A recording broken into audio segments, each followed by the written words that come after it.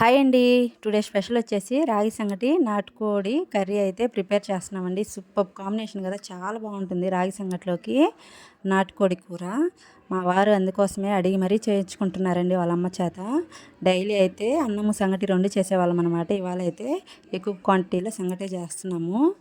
ఇంకా కూర అయితే మార్నింగే కోడిని తీసుకెళ్ళి మా వారైతే చికెన్ షాప్లో ఇచ్చేసి వచ్చేసారు.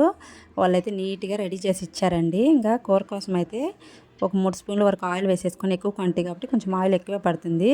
పొడవుగా కట్ చేసుకుని ఆనియన్ ముక్కలు వేసేసుకొని, ఆనియన్ ముక్కలు కలర్ చేంజ్ అయిన తర్వాత అల్లం వెల్లుల్లి పేస్ట్ వేసేసుకొని, అల్లం వెల్లుల్లి పేస్ట్ పచ్చివాసన పోయిన తర్వాత కట్ చేసుకున్న టమాటా ముక్కలు కూడా వేసేసుకొని, టమాటా ముక్కలు బాగా మగ్గిన తర్వాత చికెన్ వేసేసుకోవాలండి.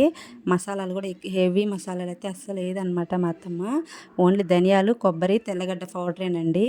ఆ పౌడర్ వేసుకుంటే చాలా అంటే చాలా టేస్ట్ ఉంటుంది అనమాట నాటుకోడి కూర. ఇంకా టమాటాలు మగ్గిపోయిన తర్వాత చికెన్ కూడా వేసేసుకొని స్పైసెస్ అన్నీ వేసేసుకోవడమేనండి. ఉప్పు, కారం, పసుపు మొత్తం వేసేసుకొని మిక్స్ చేసేసుకోవడమే. చాలా బాగుంటుంది అనమాట. కూర అయితే టేస్ట్ అయితే నెక్స్ట్ లెవెల్ అనమాట. రాగి సంగటిలోకి చాలా బాగుంటుంది ఈ విధంగా స్పైసీగా. ఇంకా మా వారైతే మటన్ అవేం తినరండి. అందుకోసము తింటే ఇంకా చికెను, చేపలు తింటారనమాట. అందుకోసం ఇష్టంగా అయితే చేయించుకుంటున్నారండి. ఇంకా సంగటి అయితే పొంగొచ్చేసింది. ఇంకా పిండి అయితే పోసేయాలన్నమాట రాగి సంగటి. వితౌట్ మసాలాలతో టేస్ట్ అయితే చాలా బాగా వస్తుందండి. చూసారు కదా, సంగటి అయితే ఉడికిపోయింది.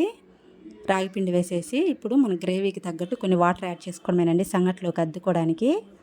అందులోనూ నాటుకోడి కాబట్టి కొంచెం టైం అయితే తీసుకుంటుంది, ముక్కలు గట్టిగా ఉంటాయి కాబట్టి.